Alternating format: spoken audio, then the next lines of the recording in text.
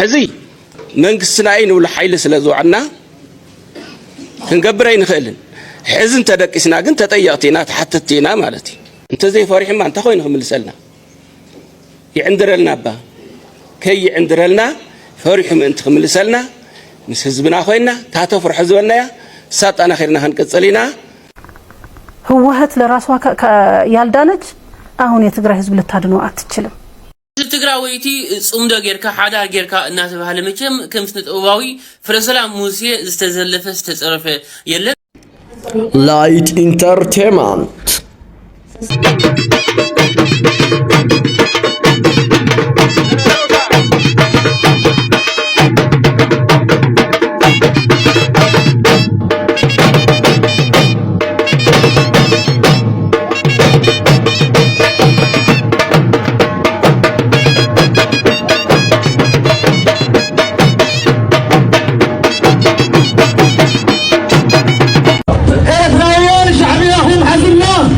نبعلنا هادينا هنا متينا حمان نحزن ده نخلو بسدة نغمت علينا حار ناس نقصم ويدما مقاس ساعات تخبرت قانا تفتن كاخر حزب ما ببل شامناي نسل بخارة وقديخا كوت زلزلكا معنات ودوريخا أو قدنا دوريخا يا إذا خبيت قانا زيرما بزم أمنات مسخاخر زيهم رينا هو بيت فردن بإزوار عصرت الساعة عن حمسة عصرت حد عمل عصرت تفور بكار عصرت حد عمل دور هزوقتي عصرت حد عمل هذا مقو قال لو ولا عادي خبري عصرت حد عمل تيسرني لا سؤال شو دحن حيز ولي عصرت حد عمل ساعة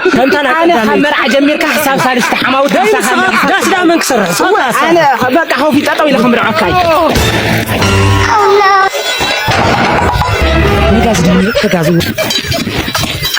مجازو علو عصرت حد عمت غير نادينا شكرا عصرت حد مع الطبا كم تايدا فتح ما خميل تفتح طرشي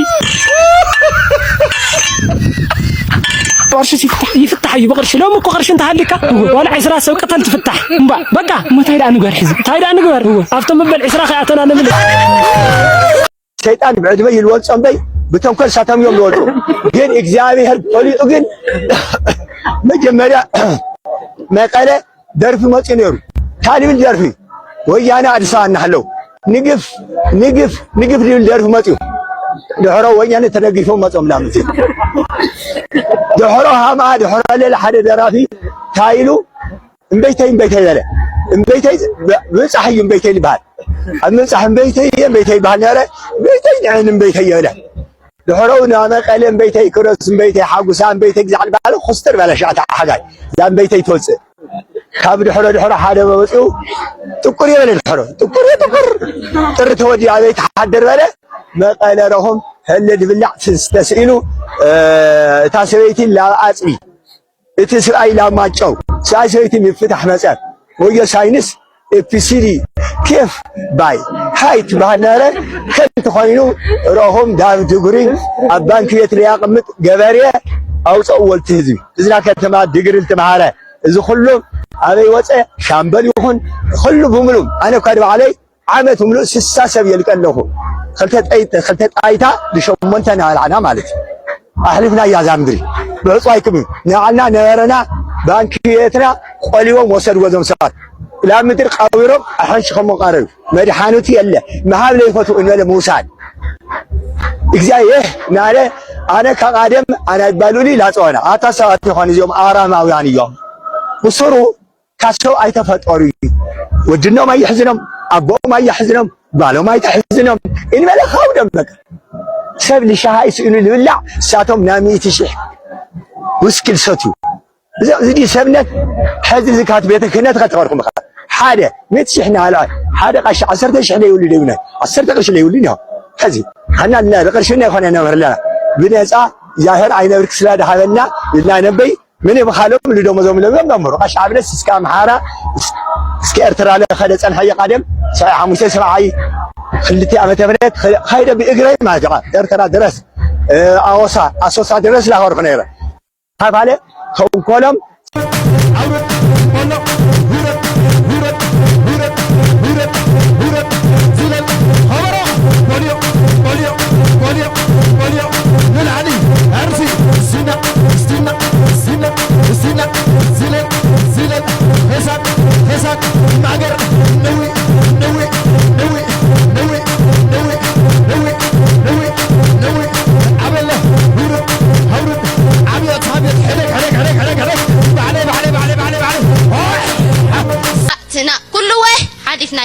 ሳላ መግዛትና ጅግና ሐወይና አሆ ጅግና ሐወይ ተማላለይ ኤሪትራዊ ናሆ ኤሪትራዊ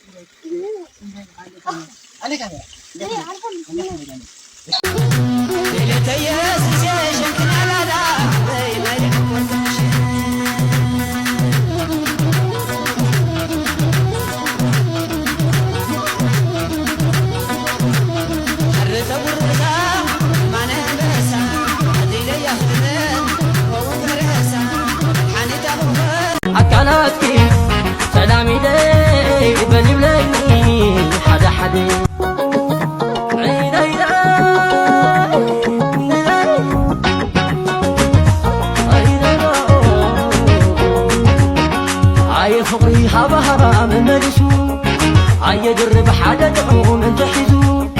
عين سبات يبقون يزحلو نزف كرس حدا مسبلو أكلاتك سلامي دي بني بلاني حدا تجناخي سلامي دي بني بلاني حدا أغسق سلامي دي بني بلاني حدا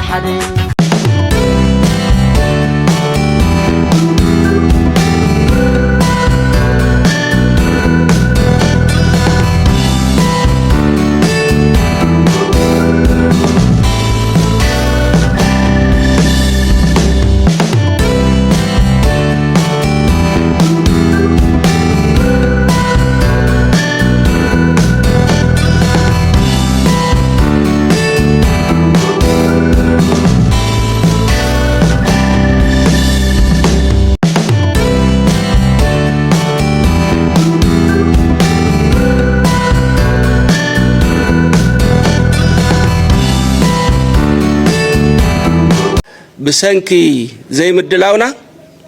زخفلنا كبيد مسواتي زرسع يكونن نزي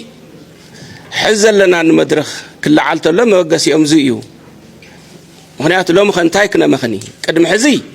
منقسنا عين ولا حيل سلازو عنا كنقبرين خيلن حزن تدقسنا كنت تطيقتينا تحتتينا مالتي أفتست حدا جزءات زلوا ناس عزيوت حزب لنا ناس عزيوت جزءات لنا ناس عزيوت حزب لنا جزءهم تحديهم حرشهم تحديهم عاوزي عبدون كان زغمتو تفانا قلت لنا نام مربطهم كمل سلوا جزءاتنا نام مربطهم كمل سلوا ناس عزيوت حزبنا ناس أكوت علوه إتا سممع سلام بحقة من قسم مسارات إزي أنا ممسعية بسلام من قدي نقبرها قدمون وقاين فتون عين دلن بسلام من قدي نملسها تقرس قزعات يلان عبتين داز نبر تفانا على حزبك كلونا يولون نسعى زي وطا حزبك كلونا يولون نسعك نوصين نسعك نوصين ما بسلامه من قدلنا نخدلنا فريحم تزي كوين خملسلنا جزاتنا ز حزه انت فريح راح يزملسلنا انت زي فريح ما انت كوين خملسلنا يعندرلنا با كي عندرلنا فريح ما انت خملسلنا مس حزبنا خوينا تاتو فرح زبلنا ساطنا خيرنا هنقصلينا ህወሓት ካሁን በኋላ የምታድነው ህዝብ የለም ህወሓት ለራሷ ያልዳነች አሁን የትግራይ ህዝብ ልታድነው አትችልም ስለዚህ የትግራይ ህዝብ ይዛው ልጥፋ ካልሆነ በስተቀር ህወሓት ልታድነው አትችልም ህዝብ ህወሓት አቆተላታል ምናልባት እንደገና ልክ ባለፈው ምርጫም ያው ያኔም ፉከራ ነበረን ፉከራ ወዴት እንደደረሰ አሁንም የህወሓት ህልውና በህዝባችን ነው እንደዛ የሚል ህግ የለም በህግ ነው በህገ መንግስት ነው አይሚን የህወሓት ህልውና በህዝብዋ ነው የሚረጋገጠው የሚል እንደዛ ቢል ህግ የለማ ምክንያቱም ያንን ህገ መንግስት እኛ የነበርንበት እኛ ሲቀረጽም እኛ የነበርንበት እየሰራንበትን የመጣው ነው የአንድ ፓርቲ ህልውና የሚረጋገጠው በምርጫ ቦርድ ነው ብቻና ብቻ ነው ብለናል በቃ ብለናል ስለዚህ አሁንም ህዝብ ውስጥ ምሽግ የህዝብ ምሽግ ተጠቅሞ እንደገና ህዝቡን ይዘው ጠፋለሁ እንዳይሆን የትግራይ ህዝብ ልብ ማለት አለበት ቆም ብሎ ማሰብ አለበት ነው ማለት በቃ ቆም ብሎ ማሰብ አለበት በሌላ ሁሉም ያለው ምሁሩም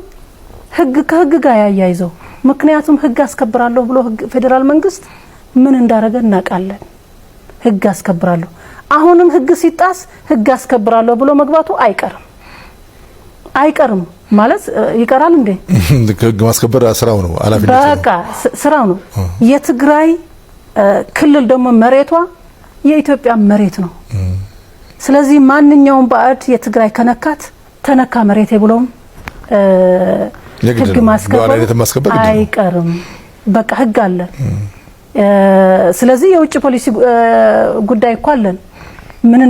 ምን እንደምናረግ ስለዚህ ህግ እየጣስክ መኖራይ እንደማይቻል ባለፈው ማይተናል ህግ እየጣስክ አሁንም ስልጣን መያዝ አይቻልም ህግ እየጣስክ መኖር አትችልም ህዝብ መምራት አይቻልም አሁንም ህግ ማስከበር ይመጣል የሚጎዳው ዱላ የሚያርፈው ትግራይ ህዝብ ነው ያኛው ሊያመልጥም ይችላል ህልውናው